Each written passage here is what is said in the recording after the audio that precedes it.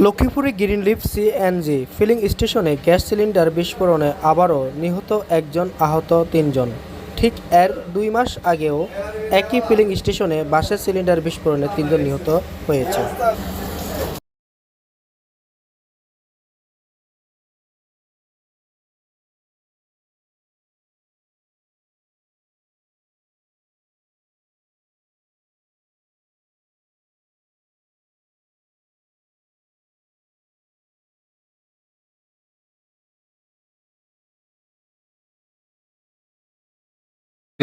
আমার একটা গাড়ি আছে, আমরা জানি, আমরা দেখি সাইদ আছে দাঁড়িয়ালা, এই চশমালাই লোক, এই লোকের বাড়ি এখানে জাগার প্রভাব খাটাই।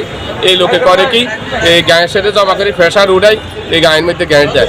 মনে করেন সিএনজি আমরা পিকআপ এগুলার খাওয়া করে রাখবো, গ্যাসের বড় গাড়ির গ্যাস দিলে মনে করেন হেরে 150 টাকা 200 টাকা পুরস্কার দেয়। এই কারণে হে ও এগুলার করে, এগুলার প্রেশার কইরা তারপরে যায় এখানে গ্যাস দেয়। আমগরে দেয় না 50 টাকা 60 টাকা এরা আমগরে খাড়া করায়।